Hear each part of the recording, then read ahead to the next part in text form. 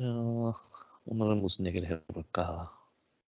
재택근무하다가 심심해서 한번 이런 거 만들어서 올려보네요. 비어 람베르트 법칙이라고 우리 분석화학 시간 혹은 좀 이르면 일반 화학 시간에 배우는 거 있잖아요. 분광학에서. 그 실험을 이제 하다 보면은 오차가 곧잘 발생하는데 그 이유를 잘 설명해 주는 데가 없죠. 그래서 그냥 한번 요거에 대해서 얘기해 보려고 해요. 이 법칙의 발견은 굉장히 오래됐어요. 피에르 부게르라고 그 선박공학의 아버지라고 불리는 프랑스 수학자 또 물리학자이며 천문학자였던 분이 계셨는데 1729년경에 이런 발견을 했다고 해요. Y잔을 못 딱 보고 있다 보니까 왠지 빛의 세기가 Y잔을 통과할 때 약해지는 것 같았다 라고 에세이를 쓰셨죠. 그랬더니만은 그 다음 세대에 그 스위스 태생의 프로이센 수학자 람베르트가 그 인용을 보게르의 에세이를 인용을 하죠. 그러면서 자기가 보기에 그 줄어드는 정도는 와인잔의 크기에 비례했다고 얘기를 해요. 그리고 다시 다음 세대가 돼가지고 드디어 아우구스트 비어가 등장하죠. 독일의 수학자인데 그분이 이 선배들의 발견으로부터 비어 법칙을 확립하게 됩니다. 근데 이제 이분이 확립을 해서 비어의 법칙이라고 하는데 그 앞쪽 사람들이 해둔 것도 워낙에 많으니까 비어 람베르트 법칙이라고도 하고 람베르트 비어 법칙이라고도 하고 아예 다 더해가지고 비어 람베르트 보르게르 법칙이라고도 하죠. 아무튼 이분이 발견한 것은 명백했어요. 흑광도는 어떤 물질의 몰 흑광 개수 곱하기 빛의 투과 거리, 이건 람베르트가 발견한 거고 자신이 발견한 것은 이제 흑광종의 농도, 그것의 곱으로 나타난다는 거였죠. 그리고 우리가 여기서 더 알아야 되는 것들이 흑광도는 마이너스 로그 투과도다. 그 다음에 투과도는 처음에 빛의 세기분의 나중에 빛의 세기다 라는 거죠. 그래서 분광학 장비를 보면 보통 이렇게 생겼잖아요. 스펙트로포토미터가. 원리는 뭐 기계마다 다 다양하기는 한데 기본적으로는 이렇게 모노크로메이트를 통과해가지고 웨이브랭스를 전체를 보기도 하고 하나만 보기도 하고 이렇게 나눈 다음에 들어가는 빛의 세기는 우리가 알고 있으니까 나오는 빛의 세기만 측정을 하면은 일단 나머지는 다 알아서 되는 거죠. 왜냐면은 투과도는 I0분의 I고 흑광도는 마이너스 로그 T고 그리고 A는 이제 흑광도는 몰 흑광 개수의 입실론 곱하기 빛의 투과거리 곱하기 흑광정의 농도. 근데 빛의 투과거리는 고정값이고 흑광정의 농도를 우리가 아는 값을 집어넣으면은 몇 개 검량선을 구하면 몰 흑광 개수 입실론을 구할 수 있죠. 그러면 나중에 이제 미지의 농도를 구할 수 있는 거죠. 그래서 대학교 분석 화학 실험 보면 보통 이렇게 되죠. 흑광 화학종을 물에 묽은 농도로 녹인다. 꼭 물은 아니지만 그다음에 특정 파장에서 농도 흑광도의 검량선을 그린다. 그리고 조교가 제공하는 미지 농도 샘플의 흑광도를 측정한다. 검량선으로부터 샘플의 농도를 구한다. 그래서 그 조교가 제공하는 것의 흑광도, 농도를 맞추면은 뭐 A, 틀리면은 B, 혹은 아예 나빠지면은 C 이런 식으로 계산이 되죠. 근데 이걸 하다 보면은 검량선부터가 잘 안 돼요. 검량선이 0점 지나는 거 본 사람 있어요? 거의 없어요. 되게 왼쪽처럼 검량선이 양으로 가든지 아니면 오른쪽처럼 검량선이 음으로 가든지 그러니까 Y절편 말이에요. 이런 꼴 아니면 저런 꼴이죠. 0점 지나는 거는 진짜 가뭄에 콩나듯 나타나는 일인데 그게 이제 조교들이 설명하는 이유는 농도가 너무 진하다. 기기의 선형 비례 범위를 벗어났다. 이렇게 설명을 하든지 아니면은 큐벳의 투명물을 왼손으로 잡아서 오염되었기 때문이다. 이렇게 설명하든지 그걸 충분히 해주지 않아서 교차 오염되었다 정도로 설명을 하죠. 근데 뭐 다 맞는 얘기기도 하던데 그거를 정확하게 그 이유를 설명해주는 조교는 없죠. 특히 검량선이 0점을 지나지 못하는 이유. 검량선이 아무리 직선성이 뛰어나게 나타나도 그 0점을 지나지 않아요. 근데 왜 그러는지 이유를 설명해 줄 수 있는 조교가 없어요. 사실은. 자, 그러면 이제 시작으로 돌아가가지고 왜 이런 일이 벌어지느냐 하면은 우리가 알고 있는 값은 I0죠. 빛의 세기 처음에 주는 세기는 아니까 그다음 측정하는 값은 I고 그거로부터 투과도를 구하고 그리고 흑광도를 구하죠. 그런데 만일에 특정하는 큐벳에서 반사나 산란, 굴절 등이 일어나버려서 빛이 손실되어 버리면 그럼 어떻게 되느냐는 거예요. 그래서 이 부분은 이제 오거스탱 장 프레넬이라는 프랑스의 물리학자가 미리 선구적인 연구를 엄청나게 많이 해두었죠. 이분이 한 일이 굴절률이 다른 매질 사이의 계면에서 반사되는 빛의 양을 굴절률의 함수로 표현한 건데 이렇게 스펙트로포토미터에서처럼 입자각이 수직인 경우에는 계면의 수직인 경우에는 반사되는 빛의 양이 아주 단순화되죠. 이렇게 굴절률 2개 가지고 계산이 됩니다. 무슨 얘기냐 하면은 유리의 투과율을 측정할 때 나타나는 현상인데 엄청나게 투명한 유리판이 하나 있다고 쳐요. 그의 빛의 색이 100인 녀석을 거기에 쏘았어요. 그럼 나오는 빛의 세기가 100일까?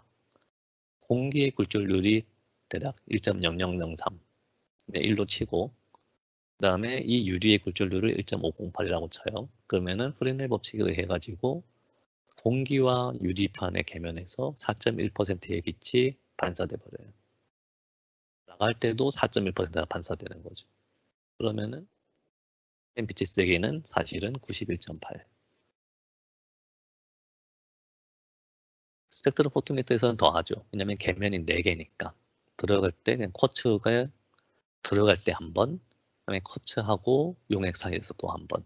나갈 때도 이제 용액과 쿼츠 사이에서 한 번, 쿼츠와 에어 사이에서 한 번. 그럼 요거 쿼츠가 굴절률이 1.544이고 안에 든 게 물이라고 쳐요. 1.333. 그러면은 이걸 다 합쳐버리면 기본적으로 10.22%의 빛이 이미 손실돼 버리는 거예요. 놀랍죠, 굉장히.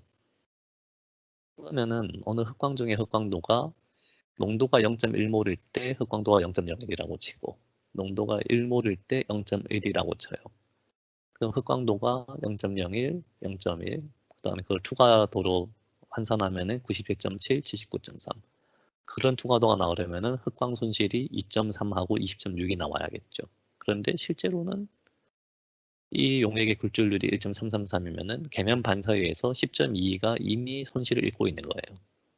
그러면 흑광 손실하고 계면 반사 손실을 합쳐버리면은 손실의 합이 훨씬 커지게 되죠. 12.52, 30.82. 이거 그대로 검량선을 그려버리면은 이렇게 y절편이 양으로 올라가 버리는 거죠. 놀랍게도. 기기는 반사에 의한 손실하고 흡수에 의한 손실을 구분하지 않아요. 그냥 들어오는 값만 보기 때문에 결국은 이런 검량선이 나타나게 됩니다. 그래서 당연히 우리가 하는 것이 블랭크를 잡아서 보정해 주는 거죠. 흑광도가 0인 증류수를 블랭크로 잡으면은 계면 반사 손실만 나타나겠죠. 그래서 측정값에서 이 값을 빼주기만 하면은 보정해버리면은 원래의 흑광 손실만 나타나게 되겠죠. 그러면은 보정 결과에 의해서 투과율도 그대로 나오고 보정된 흑광도는 0.01과 0.1이 나와야겠는데 그러면은 이런 동영상을 만들 이유가 없죠. 무슨 일이 벌어지냐 하면은 굴절률도 변해요. 혼합물의 굴절률은 보통 몰비 곱하기 굴절률의 합으로 이루어집니다. 만일에 이 경우에 용질의 굴절률이 2라고 쳐요. 물의 분자량이 18이고 굴절률이 1.333이면은 이 용질의 몰비는 0.1몰은 0.18, 물의 몰비는 99.82. 그다음에 혼합액의 굴절률은 그것의 몰비 곱하기 굴절률 더한 것을 나눠주면은 1.334. 그다음에 1몰일 때는 1.345. 계면 반사 손실이 위에는 10.2가 되고 아래는 10.09가 되죠. 그래서 보다시피 이런 경우에는 농도가 높아질수록 굴절률이 높아지고 있고 그에 따른 계면 반사 손실이 줄어들죠. 그래서 이상적으로는 혼합액의 굴절률이 쿼츠하고 동일하면은 계면 반사 손실이 당연히 제로가 되겠죠. 이런 성질을 이용하는 광학 설계를 인데스 매칭이라고 해요. 자, 그래서 증류수의 계면 반사 10.22를 여기에서 보정을 해버리면은 사실은 계면 반사 손실이 이 두 케이스가 다 10.22가 아니거든요. 위에 것은 10.2고 아래는 10.09니까 손실 합이 12.5, 30.69에서 10.2를 빼버리면은 보정을 했다고 했는데 2.28과 2.47이 나오겠죠. 그래서 보정된 흑광도는 고농도로 갈수록 더 줄어버리는 거예요. 0.0, 0.1몰은 보정된 흑광도도 0.01인데 1몰짜리는 보정된 흑광도가 0.0995, 0.1보다 작아지죠. 그러면은 이런 식으로 검량선을 그리면은 y절편이 플러스로 갈 수밖에 없어요. 고농도로 갈수록 값이 내려가 버리니까. 그래서 아까 보았던 거 위로 갈수록 농도가 높아질수록 선이 휘어지는 거, 그런 게 현상이 나타나 버리는 거죠. 그래서 고농도에서는 비교 법칙이 성립하지 않기 때문에 반드시 묽은 용액에서 측정을 해야만 합니다. 현실은 더 복잡한 게 흑광도가 파장마다 다 다른 건 알잖아요. 굴절률도 파장마다 다 달라요. 그래서 물의 굴절률 1.333이라는 것도 가시광선 영역의 평균일 뿐이지 그게 특정 파장에서는 그 값이 아니거든요. 용질도 똑같아요. 파장이 달라지면 굴절률도 달라집니다. 그러므로 특정 파장에서 용매와 용질의 굴절률을 모두 알고 있으면 당연히 더 좋은 보정을 할 수 있겠죠. 근데 그게 어려우니까 최대한 묽은 용액에서 굴절률 변화를 억제하고 실험하는 게 가장 좋은 거죠. 근데 꼭 이런 짓을 하는 학생들이 있는데 블랭크를 증류수나 용매로 잡지 않고 에어로 잡는 학생들이 있어요. 그 경우에는 어떤 일이 벌어지느냐. 에어의 굴절률, 코지의 굴절률, 그 다음에 거기에 있는 게 증류수가 아니니까 에어니까 계면 반사가 훨씬 커져요. 그래서 이 경우만 보더라도 계면 반사가 18.28%가 돼버립니다. 그거를 보정을 해버리면은 계면 손실을 보정하면은 보정된 흑광도가 마이너스도 등장하는 거죠. 마이너스 0.244, 0.0575. 그거 가지고 계산을 해버리면은 이렇게 말도 안 되는 음으로 가는 그래프가 만들어지고 그 실험은 망한 거죠. 그냥 뭐 잘해봤자 B 아니면 C나 D 깔고 가는 거죠. 그래서 블랭크 항상 잘 잡아야 됩니다. 손으로 큐벳을 잡으면 왜 안 되느냐? 피부에 있는 땀이나 지방이 큐벳 표면에 얇은 유막을 형성하기 때문에 그래요. 지금 그렇진 않아도 계면 반사 때문에 일이 복잡해지는데 여기에 또 다른 계면 반사가 추가되면은 값이 더 이상하게 나오겠죠. 거기다 지문 때문에 유막의 두께나 위치도 균일하지 않아요. 심각한 방해 요소를 작용할 수밖에 없는 거죠. 그래서 비어 람베르 법칙을 이용한 실험을 잘 하려면은 일단 항상 큐벳을 깨끗하고 균일한 상태로 유지해야 됩니다. 그리고 보정액은 용액의 용매와 완전히 동일해야 돼요. 그럼에도 불구하고 굴절률 차이에 의한 계면 반사는 반드시 존재를 하기 때문에 그것을 최소화하려면은 용매는 최대한 묽게 만들어서 실험을 해야 됩니다. 그렇다고 이제 검출도 안 되는 수준까지 묽게 만들지는 말고요.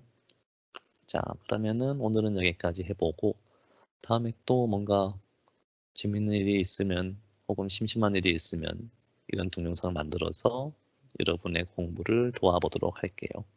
오늘은 여기까지.